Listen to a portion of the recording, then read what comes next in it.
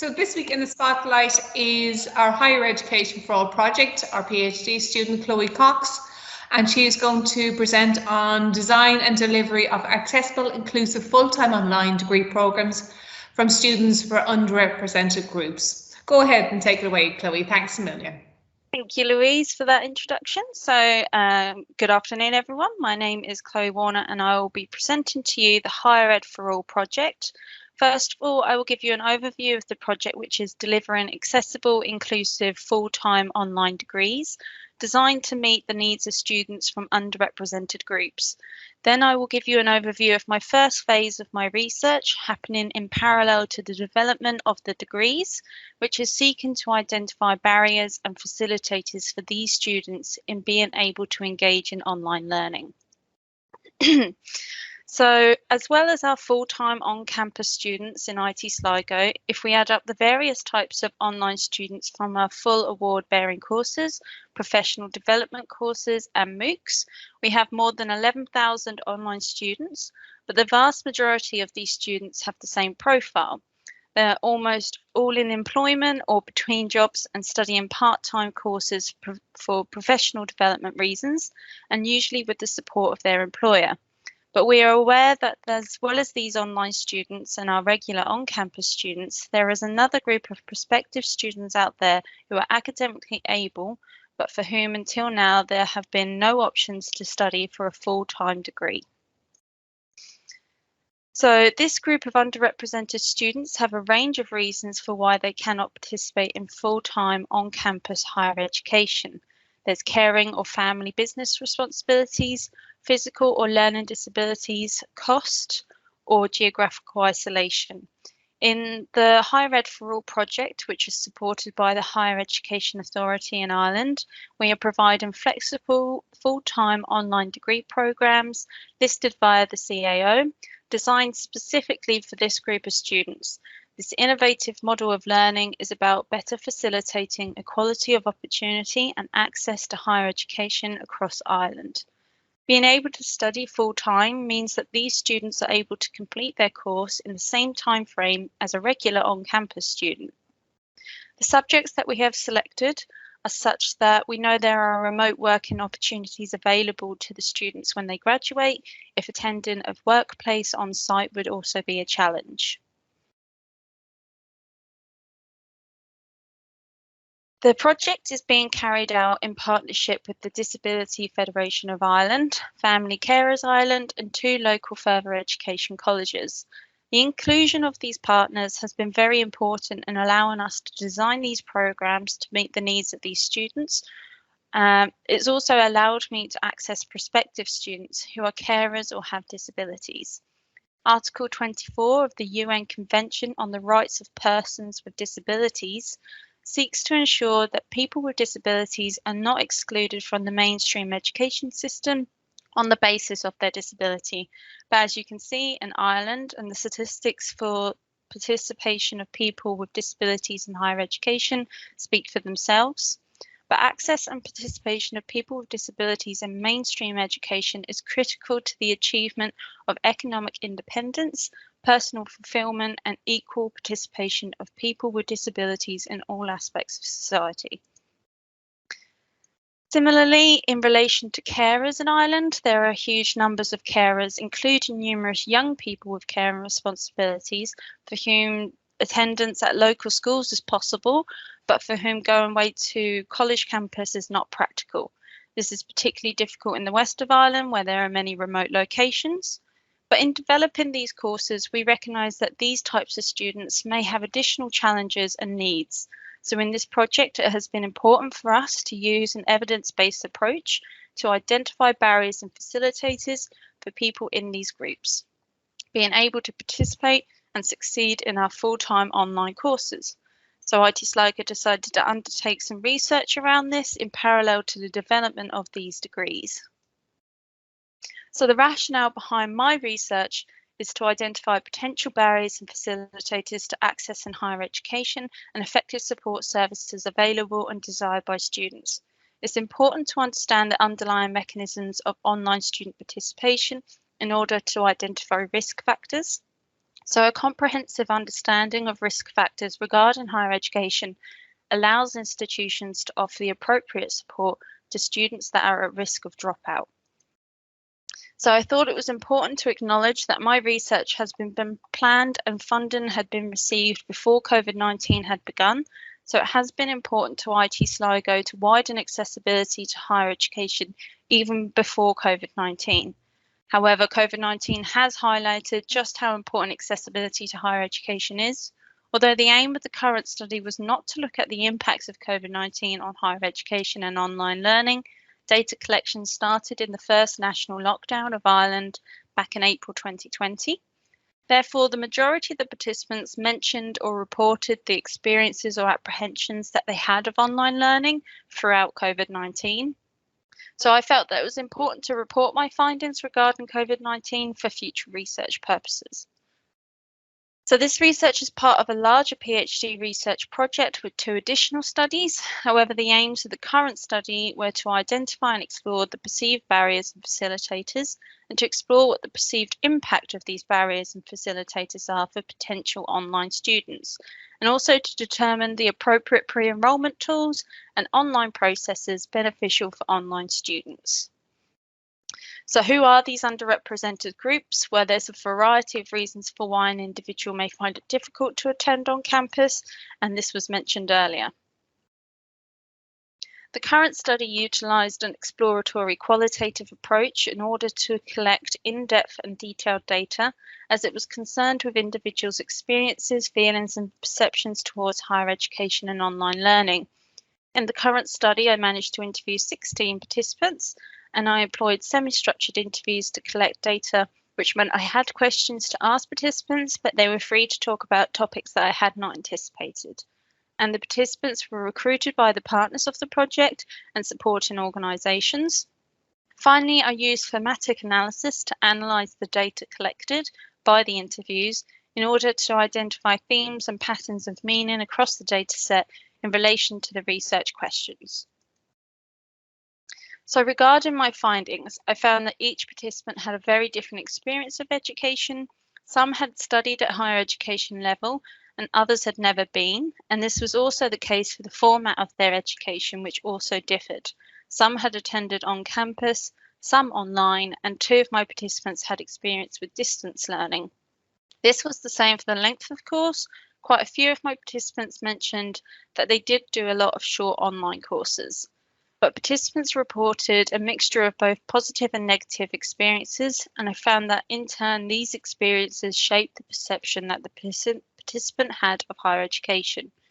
In addition to this, I also found that individuals attached certain emotions towards higher education, such as anxiousness and having a sense of being overwhelmed with certain aspects of higher education, but others, especially towards online learning, felt at ease and comfortable with that type of format. So I thought it would be important just to share a quote that highlights a negative experience of higher education, especially for those who are carers. This quote from Jenny, a family carer, illustrates that from the beginning, individuals are being told that circumstances do not suit the institution. So in addition to the barriers carers face because of their caring responsibilities, they also face barriers regarding how others react to their circumstances. Now, following on from this, there may also be other barriers that individuals face when accessing higher education. I found that the barriers to higher education could be personal. For example, some participants reported that their age may be a barrier as their IT skills or academic skills may not be up to date. There was also the strain of having young children or caring responsibilities as well as financial issues. It was also found that there were specific barriers to family carers regarding carers benefit or carers allowance.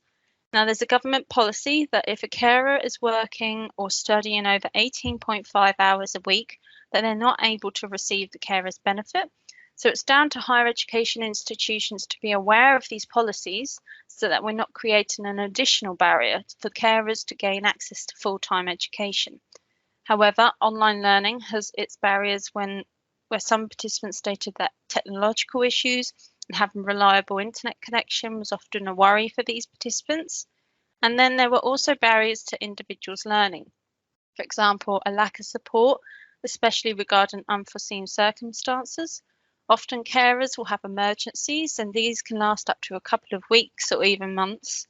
As a result of this, they may miss information, and the participants who were carers stated it is vital for carers to be able to pick up where they left off. This means having lectures recorded and information available to them so that they can catch up in their own time. So in regards to the facilitators of higher education, online learning itself was seen as a facilitator to access in higher education, as some of these individuals could not gain access to higher education without it being online, especially due to its flexibility. Financial support was also seen as a facilitator. In addition to this, there were facilitators to individuals' online learning, such as socialization within the course. Participants stated that socialization increases an individual's sense of belonging, and this could also be achieved by allowing online learners access to the clubs and societies, not just on campus, as this may not be feasible for all online students, but also having online clubs and societies. So, for example, a book club or a student forum to share cooking recipes with one another. It was also found that having a mentor and a rapport with the lecturers was key to online learning, and possibly before enrolling onto a course to have the opportunity to attend refresher courses, building skills that they would be required to have on the particular course they are enrolled on. It was also found that having a realistic expectation of what is required from the student before enrolling onto the course is important regarding knowing whether they can commit to the course. When it came to the facilitators of learning, participants stated that they needed to be aware of the academic support available to them. Some of the participants stated that they needed to have the opportunity to ask for help, whereas others stated that they preferred face-to-face support. This introduces the idea of blended learning and having optional on-campus days. Participants also reported support services they desired, as well as the importance of having family and peer support. Participants who were carers mentioned that one of the support services that would benefit them was having an advocate or a representative for carers, because often they are not able to represent themselves and therefore their voices do not get heard. Career guidance was also seen as a beneficial support service. However, it was more valuable to these participants to have a career guidance before they enrolled onto the course instead of whilst they were on the course. I found in the literature that often barriers are just seen as barriers and facilitators are just seen as facilitators. But what my study found is that these factors or elements of education can fluctuate between being a barrier or a facilitator, and that these things can change and things can improve. And this can fluctuate with each person, with each institution and over time, and that it's influenced by the quality of this factor. For example, if the aspect in question is positive, it was often seen as a facilitator. However, the same aspect could also become a barrier if associated with negative circumstances. And this could be either personal factors or institutional factors. For example, regarding personal skills, having a high level of awareness of technology or academic skills or study skills would be seen as a facilitator to their learning. However, the opposite can also be true for another individual who may see that having a lack of knowledge and awareness of these skills is a barrier to their learning. And that's where an institution and the support services can help individuals improve on these skills. This can be the same for institutional factors, for example, attributes of the course, such as course management and communication. For example, if the communication between the lecturers and the student is poor, this can be a barrier. Whereas if there is a good communication throughout the academic year, this can be a facilitator. It was also found that there are negative impacts of higher education. For example, the stress, pressure, and information overload related to higher education.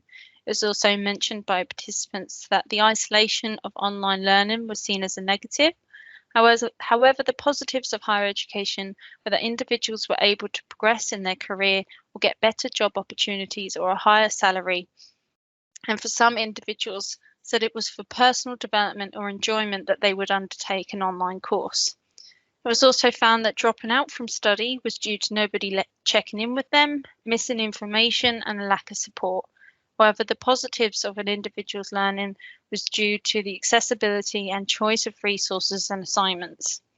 There were also disadvantages to education. For example, participants stated that there are minimal suitable choices of online courses, but with these new full-time online degree courses and the impact of COVID-19, we're hoping that will change and that other institutions will have more resources and experience in creating online courses.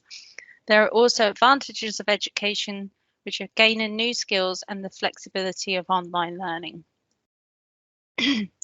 The current study also found that participants gave intrinsic and extrinsic reasons for why they chose to study a course. An intrinsic reason would be for enjoyment and an extrinsic reason would be for job progression.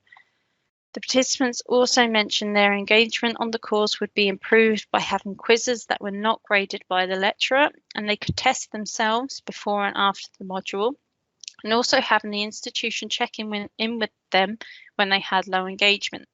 In regards to their learning styles, individuals stated that although they did enjoy group work, they also enjoyed independent work and felt that online learning was more suited to an independent work as opposed to group work due to communication issues with other students. And finally, I found that before enrolling onto a course, individuals would benefit from a live chat service on the institution's website so that they could have instant access to the answers to their questions when they are considering enrolling onto a course. It was also found that speaking to alumni of similar circumstances to themselves, for example, a student who had studied online and had care and responsibilities, would be also beneficial. It was found that after enrolment, regarding induction day, it was very 50-50 as to whether the student would want this to be online or if they would like this to be on campus. But what was consistently found was that the individual would like the option of both. Now, in regards to the participants' perception of the impact that COVID-19 would have on higher education, a lot of individuals said that the perception of the online courses would change due to more individuals working from home, the emergency shift from on-campus learning to online learning, and the increased interest in online courses. For example, one individual stated that online courses before COVID-19 had the reputation of being lesser than an on-campus course. However, that is not the reality. Some of the participants also mentioned that there were positive impacts of COVID-19 where they got to improve on their IT skills regarding video conferencing apps to enhance their online learning, and they actually preferred working from home as they had more time to spend with their loved ones. However, the negative impacts of COVID-19 were that courses were being paused, the lack of access to some resources. For example, some households had to share a laptop between family members, and some individuals didn't have a study space. So in conclusion, the findings from this study can be used by course planning teams trying to plan online education opportunities from those from underrepresented groups. And this would encourage and give these groups more confidence to consider undertaking a higher education course. And just to tie up my presentation, I found this quote from one of the participants really relevant to the rationale of the study. So Olivia, who is a family carer, stated that we already have a difficult situation to deal with, and that shouldn't impact our want or need to grow in our education. I have left my email there for anyone who has any questions about my presentation, or if anyone is interested in my research, please feel free to contact me and I'll get back to you. Thank you for listening. Thanks a million, Chloe. That's brilliant.